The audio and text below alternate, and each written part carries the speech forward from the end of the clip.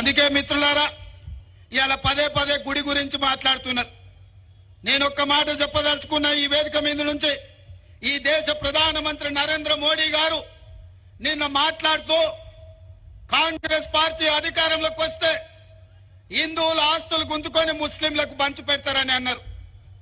ఒక secular country, doctor Babasaheb Ambedkar రచించిన రాజ్యాంగం, ఆ రాజ్యాంగం మీద ప్రమాణం చేసిన ప్రధానమంత్రి రెండు మతాల మధ్యలో చిచ్చు పెట్టే విధంగా మాట్లాడుతున్నాడంటే ఓటమి నరేంద్ర మోడీని వేటాడుతుంది.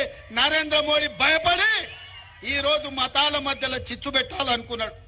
అందుకే ఈ వేదిక మీద నుంచి इस मन से मैं नरेंद्र मोदी जी से साफ साफ एक बात मैं कहना चाहता हूं, जब जब कांग्रेस पार्टी सत्ता में था हम हिस्सा दिए, बराबर दलित को दिए, आदिवासी को दिए, ओबीसी को दिए, किसी का जायदाद खींच लेकर और किसी को नहीं दिए।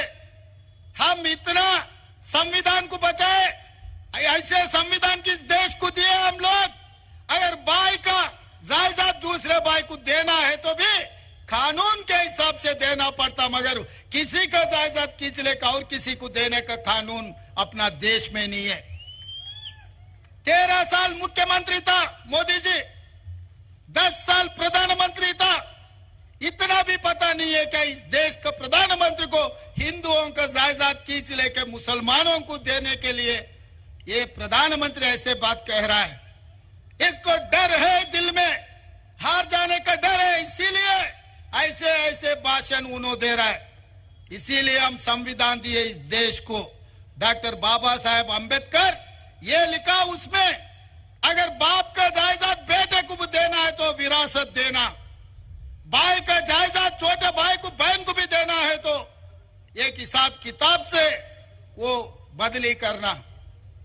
ऐसे झूठे बातों से कितने दिन देश को धोखा देंगे मोदी जी। ये कोई तरीका नहीं है, आपको कोई शोभा देने वाले बात नहीं है।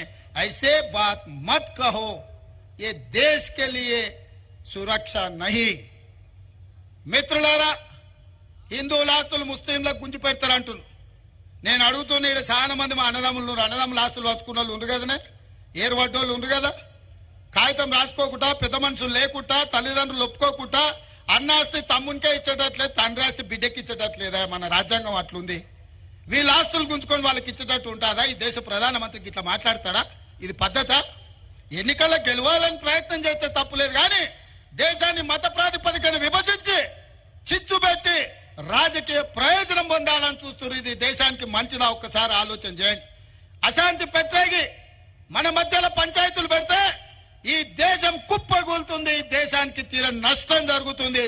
అందుకే భారతీయ జనతా పార్టీని ఓడించాలి, కాంగ్రెస్ పార్టీని గెలిపించాలి. ఇంకొక మాట కూడా నేను చెప్పదలుచుకున్న మా బీజేపీ మిత్రులకు, దేవుడు గుడిలో ఉండాలి, భక్తి గుండెల్లో ఉండాలి. మిత్రులారా,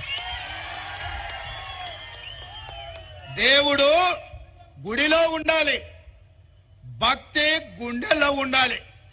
పోలింగ్ బూతుల డబ్బాలలో కాదు మిత్రులారా. మీరు చేసే వ్యాపారం, మీ రాజకీయ వ్యాపారం, మీ స్వార్థం ఈ దేశ ప్రజలకు అర్థమైతలేదని అనుకోకండి.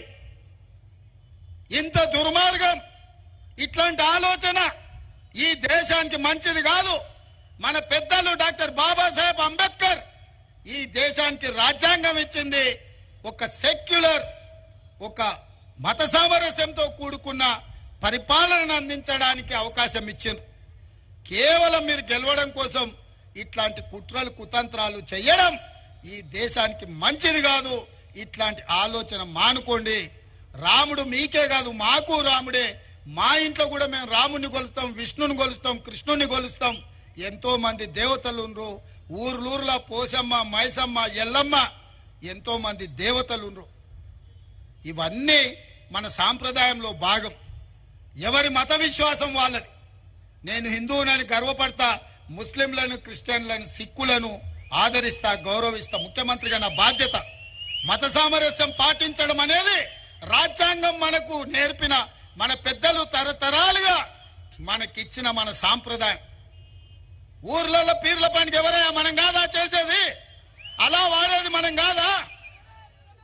ఊర్లో ఏదైనా ఉండి చర్చిలో క్రిస్మస్ వస్తే 10 మందికి మనం సాయం చేస్తలేమా?